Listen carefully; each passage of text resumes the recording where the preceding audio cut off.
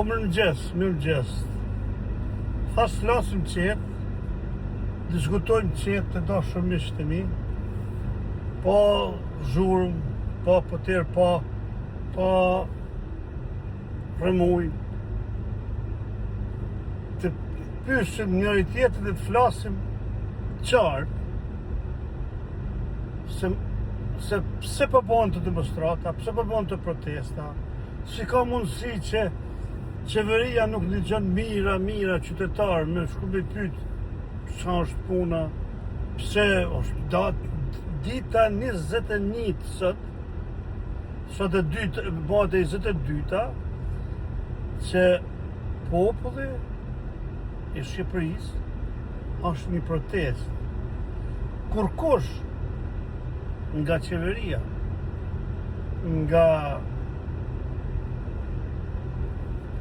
partia në pushtet, nuk ka marrë guximin të shkojë ta pyesin dika, ose dalin në televizor të zënë, njerëz, po protestoni, a mund të vini të flasim për çfarë po protestoni? Po, kryeministri jonë që quhet kryeministri, që quhet vetëm kryeministri më i madh i botës, fillon e tallet në protestuesit, i shan, i fyen protestuesit, shqiptarët e vetë, njerëzit që e paguajnë, njerëzit që epin rrugën, se me taksat e tona, a i paguhet. Na për çfarë paguajmë kryeministrin? Për me na drejtu vendin, për me na ndëgju fjalën, për me na çu përpara. E kështu që ai po bën të kundërtën. E thash sot a thu pse kam thonë me dorëjek. Po do të tërhiqesh se ka korrupsion. Janë vjedh 400 milion euro të incineratorët. Janë vjedh 50 milion euro të tuneli. Janë vjedh 100 milion euro të 5D-a. Janë vjedh me qindra mira euro të anijet në Vlorë.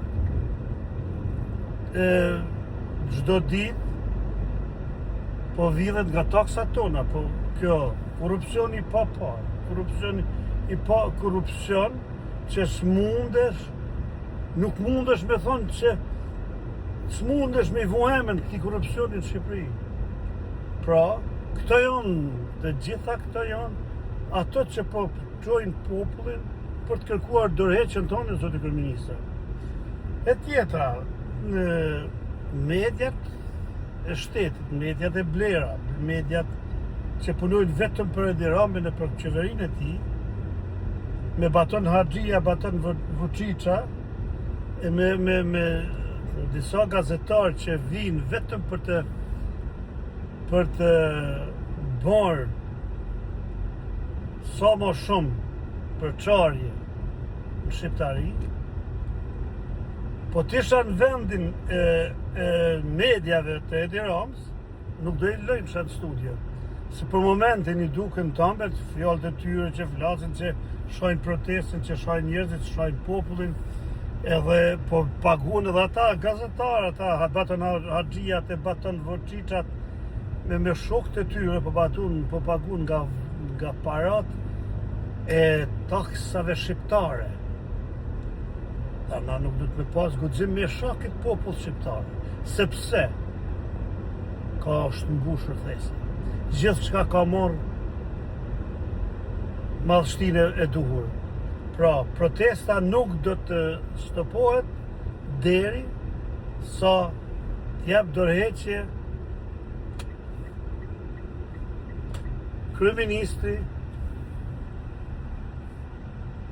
edhe qeveria e tij. Pra, edhe një herë, lutem zotit kryeministër që t'jap dorëheqjen pa çuar Shqipërinë në një fazë më të vështirë se në shtatë. Sepse kokëforcia është parë gjithmonë që ka pas probleme edhe ka shkatru gjithçka, kokëforcia një individi. Ju faleminderit.